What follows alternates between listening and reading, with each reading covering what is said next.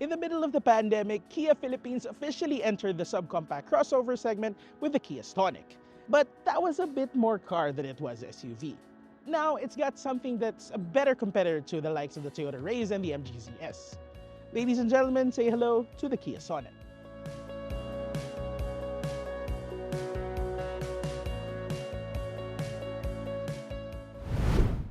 The Sonet features Kia's next-gen Tiger Nose grille, something similar to that of the Carnival and the Sorento. But if you're familiar with the EVs, the EV9 or the EV5, it's got the star map headlight pattern, something that the Sorento or the Carnival don't have, at least not yet. Underneath, it has underbody claddings that wrap all the way to the rear of the vehicle. And by the way, this one sits on two-tone 16-inch alloy wheels.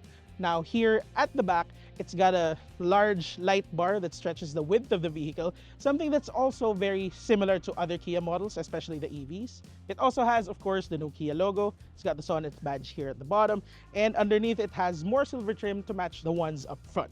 Now before we check out the interior, this one, by the way, comes in pewter olive. It's a colorway that's exclusive to this top-of-the-line SX variant.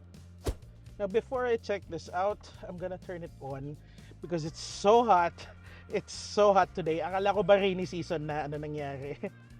Anyway, so as you can see, may plastic pa. This has automatic climate control with this small display. So you have levers here.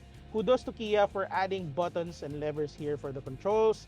Buti na lang hindi touchscreen.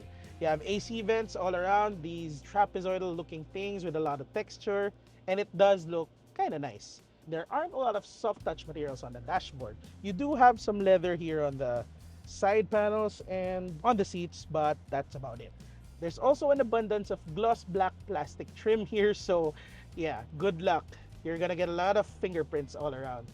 Now, as for this one, this looks very familiar. It feels very familiar. It's very Kia slash Hyundai, actually. It has the dual gauges that you also get in the other Kia models. So all of the DriveWise buttons can be found on the steering wheel. These are for the ADAS features. You have a wireless charger here at the bottom. You have USB-A and USB-C charging ports, a 12-volt socket.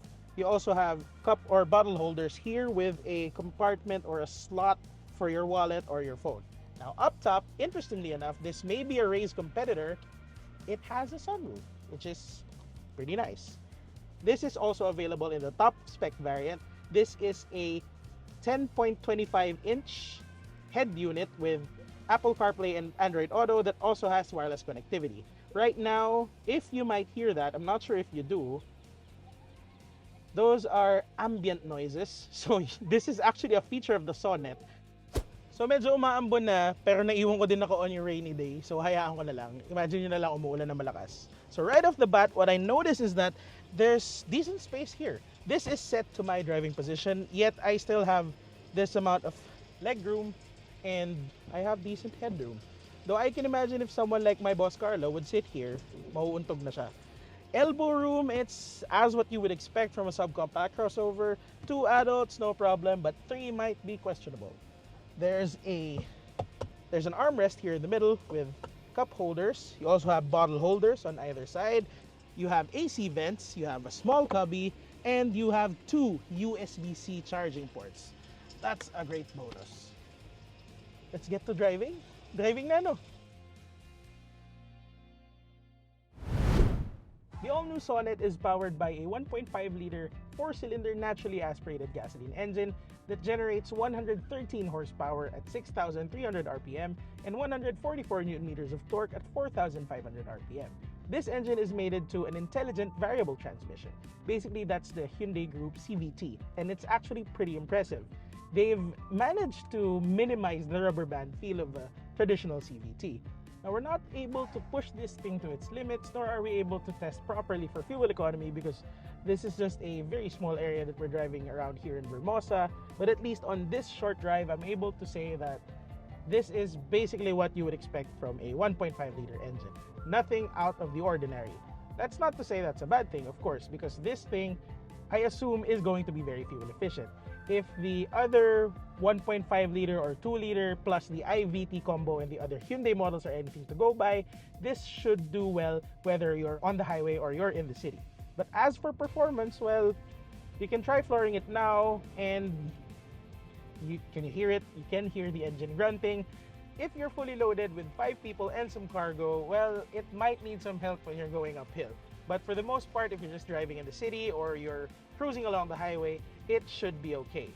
Now, if you do need a bit more pulling power, you can shift to sport mode, and at the very least, it keeps the revs high. So if you're overtaking, you'll have a bit more power to get through that passing lane.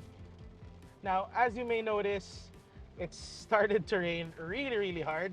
But at least now I can tell how good the sound deadening here is inside the cabin, at least on the bottom end.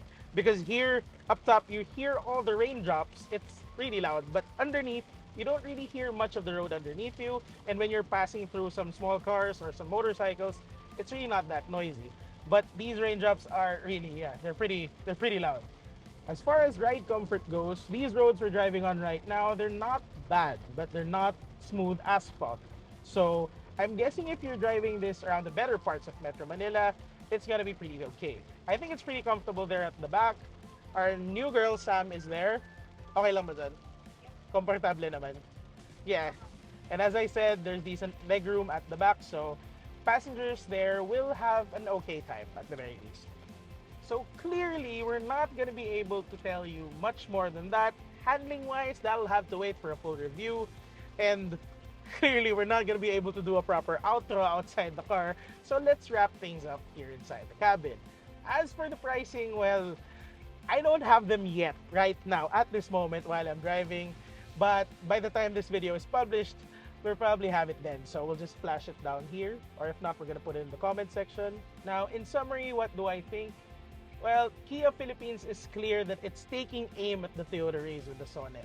Kia had it going well with the Stonic a few years back, and I think the Sonet will be a good follow-up to that. It's bigger, it's a bit taller, and it's got so much more features than that.